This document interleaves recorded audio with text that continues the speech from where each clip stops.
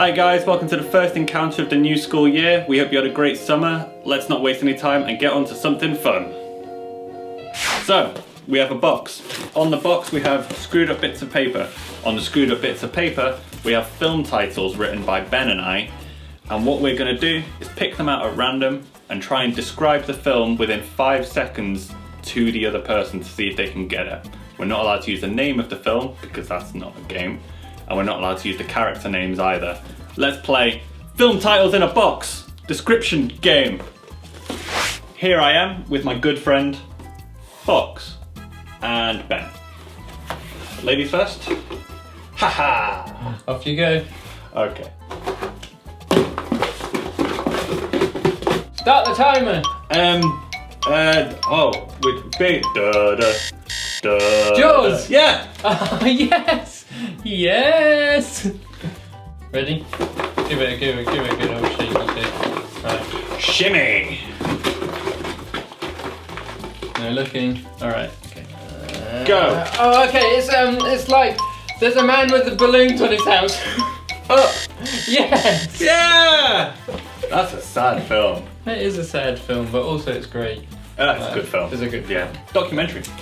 It's a documentary, yeah. Yep. Talking dog. Documentary. Not important. Discarded. Discard, right, I will shake. Dig in. Delicious. Enjoy. Ogre at Christmas. Oh, Shrek! No? Shrek and... At Christmas! Shrek. What's a good Christmassy pun? Shrek in Christmas. That's right. Shrek the Halls. Oh. I think that's a film. Discarded. Right, give it a shaky. Right, I'm going in. Whoop, I dropped one. Oh, we lost one. Pump it back in. Exciting! Okay. Okay. So it's like these weird little aliens, and they come from another planet, and then they try and do some stuff, and they're like, pew, pew. Space Jam. No. That's it. Oh, they don't shoot. No. Like, and they've got like weird little helmets on and stuff. It's Mars Attacks. Have you not seen it? I thought it was a documentary about killer chocolate bars. Mars. Yeah, no, I got it. There's 2 left. I think so far I've chosen 2 of mine and you've chosen 2 of yours. Yeah. So hopefully... for this one. I'm ready. You get hit in the back with a car and your neck goes. Whiplash! Yeah! Oh, that's not about the drummer, actually. Yeah, that's about drums, yeah. About drumming. Whiplash. Whiplash. Can I throw it? I want to throw it. Not at me. No! Alright, so that leaves this one. So it's like there's cars and they drive real quick, and then there's like it's in another country, and then they skid a lot. Ooh. Batman? No. No. Another country? Yeah. It's Fast and Furious Tokyo Drift. Oh. 3 Fast, 3 Furious Tokyo Drift. I never saw it. Did you see it? No, I've never seen that one. How do we know it's about? 2 Fast, 2 Furious was too much for me, so I couldn't. Too much for me. Oh, Fast and So Furious 2. Electric Boogaloo. Here endeth the game. Why don't you pause this video now and watch all the films we just spoke about? No. Why don't you pause this video now and play the game we just played with your friends? That's right. So now we're going to go into a time of worship because we as Christians like singing songs to and for God. So I'm going to quickly pray and then we're going to get into it. So God, I just thank you that we can keep meeting online for Encounter. Amen.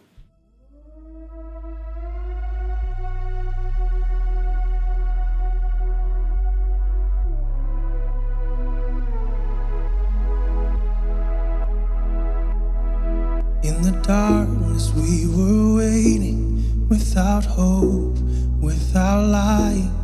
So from heaven you came running, there was mercy in your eyes.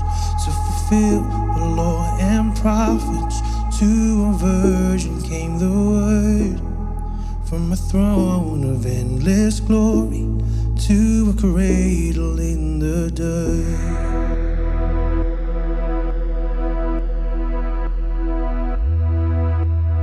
Praise the Father, praise the Son, praise the Spirit, three in one. God of glory, majesty, praise forever to the King of Kings.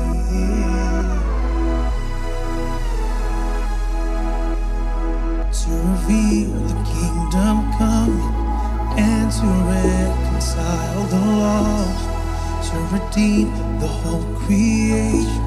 You did not despise the cross, for even in your suffering you saw to the other side, knowing this was our salvation.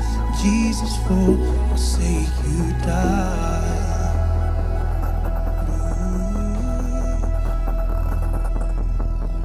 Praise the Father, praise the Son, praise the Spirit, three in one. God of glory, majesty, praise forever to the King of Kings.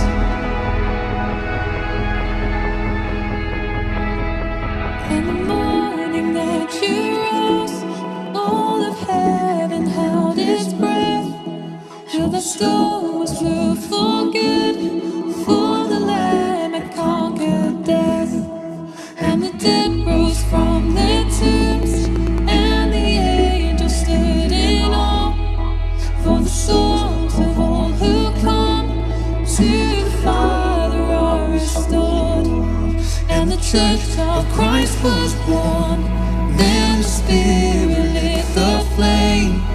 Now this gospel truth, the Lord shall not kneel, shall not faint. By His blood and in His name, in His freedom I am free. For the love of Jesus Christ, who has resurrected me.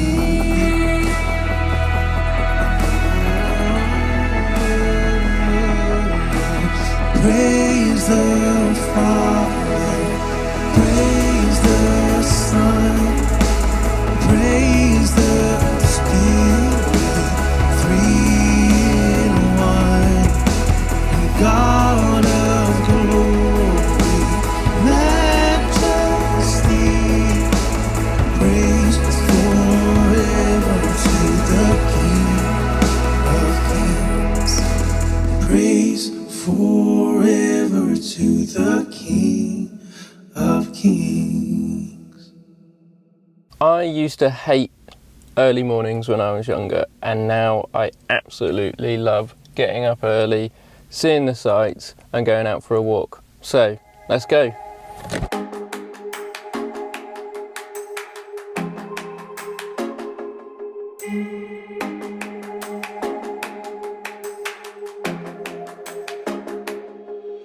So, you've heard the name, you might have heard about some of the things he did, but what is the history of Jesus? Well, to find that out, we need to go right back to the beginning of time, at the start of the Bible, the creation story.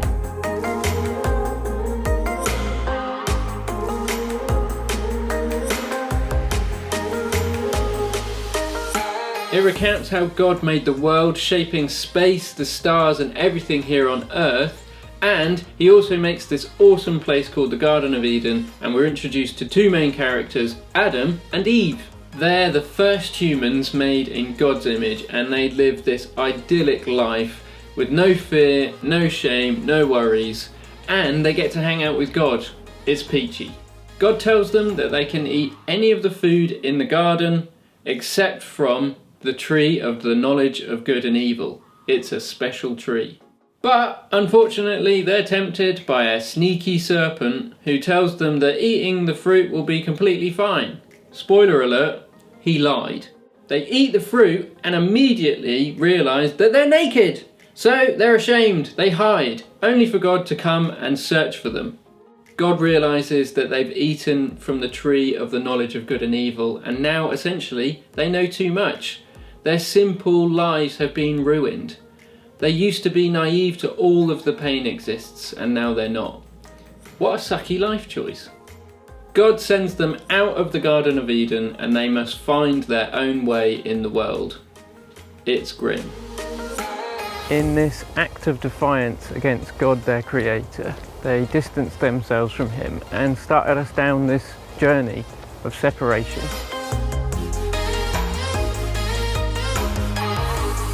And so here we are. The first humans make a fail, and our chance of living with God is ruined. And it's a problem that we've been dealing with ever since.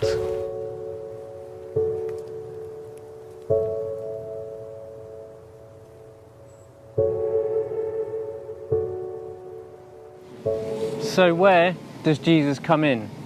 If we look at a more recent part of the Bible, we find this passage. In the beginning was the Word, and the Word was with God, and the Word was God. Notice that Word has a capital W, which means it's a title, a name for something or someone. So who's the Word? Let's read on. The next line says this: He was with God in the beginning. Through him all things were made. Without him nothing was made that has been made. So the Word is a person or a being, and he made everything. Let's step back for a moment and think about this. We've got two characters, God and a dude called the Word. When we think about God, we think of an all-powerful being that can do anything, and yet right here it says the Word made everything. So what's the deal? Is God all-powerful? Well, remember that first bit. It says that the Word was God. And a little bit further on in that part of the Bible, we get a clearer picture of who this Word character might be. It says this: The Word became flesh and made his dwelling among us. We have seen his glory, the glory of the one and only Son, who came from the Father, full of grace and truth. Who do we know that Christians always talk about that is the living representation of God on earth? Yeah, that's right, Jesus. So Jesus, the Word, is there right from the beginning. He's with God, his one and only Son. And then, later on, he comes to earth as a little baby, a real man. There's a bunch of historical proof, approved by historians of all faiths and none, that Jesus was a real human being who ate, slept, pooped, and walked on this earth between about 8 AD to 40 AD. And both Jewish and Roman writers of the time mention Jesus. This is called corroboration, where we take two or more examples of historical writing that say the same thing and use them to identify something as fact.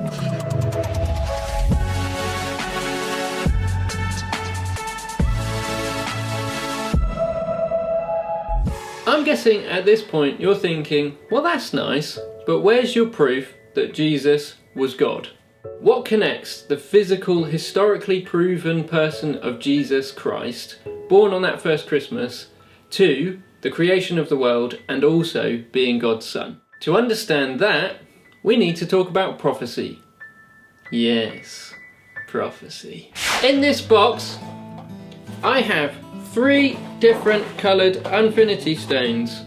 I'm going to blindfold myself, place these stones in the box, shake it for 5 seconds each time, and then try and guess what colour the stone is going to be 3 times in a row. How easy do you think it will be for me to guess that 3 times in a row? I can't see a thing. Should we do it? Let's do it. Okay. Round 1.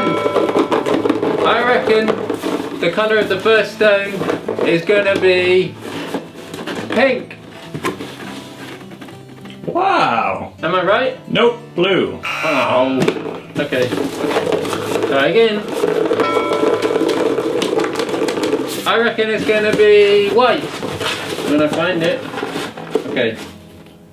And it's blue again. Really? Yeah.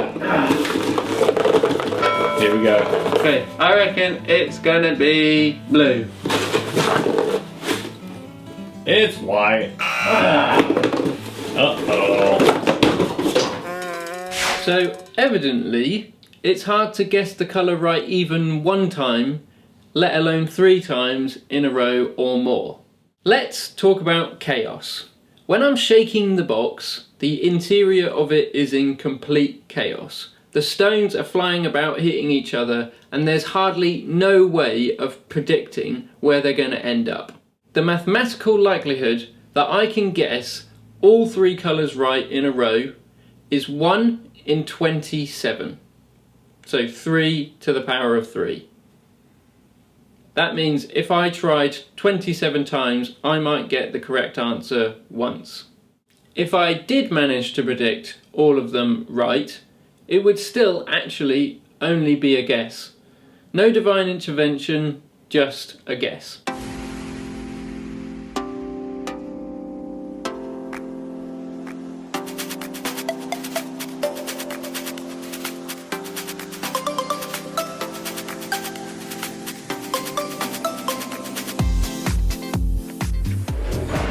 A prophecy is not a guess. It's a prediction from someone that they think they've heard from a higher power, from God. The Bible is kind of split into 2 halves. Everything that happened before Jesus was born and everything that happened after he was born. The older part of the Bible is littered with prophecies about the Messiah, God in human flesh, who's going to come back and right all of the bad stuff that we've done and right the wrongs of Adam and Eve who first disobeyed God. There's prophecies about where he's going to be born, what he'll do, and even how he dies. Some Bible scholars reckon there's over 300 prophecies that Jesus actually fulfilled, written before he was even born. So let's talk about 8 of those prophecies. Peter Stoner is the chairman of mathematics and astrology at Pasadena College in the United States. He and his team of mathematicians decided to go about working out the likelihood that Jesus could fulfill even 8 of the prophecies about him. And the conclusion they came to is that the sum would be something like 1 in 10 to the power 17. That is this many zeros. 1 in 100 quintillion. Peter explains it like this. Suppose that we take 10 to the power of 17 silver dollars and lay them on the face of Texas. They will cover all of the state 2 feet deep. Now mark one of those silver dollars and stir the whole thing thoroughly all over the state. Now, blindfold a man and tell him that he can travel as far as he wishes across the state, but he must pick up just 1 silver dollar and say that this is the right dollar.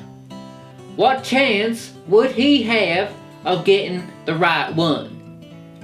Just the same chance that the prophets in the Old Testament would have had of writing these 8 prophecies and having them all come true in one man. From their day to present time, providing that they wrote using their own wisdom. That's some pretty mad stats.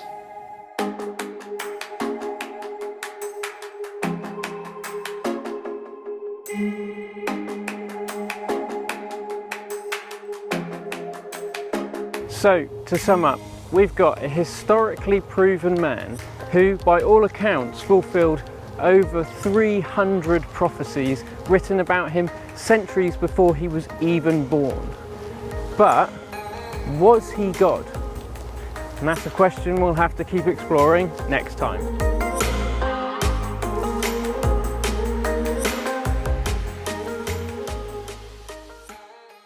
That was the first part of a 5-part series we're going to do on the history of Jesus, and it's going to look at who Jesus was and who he is to us as believers.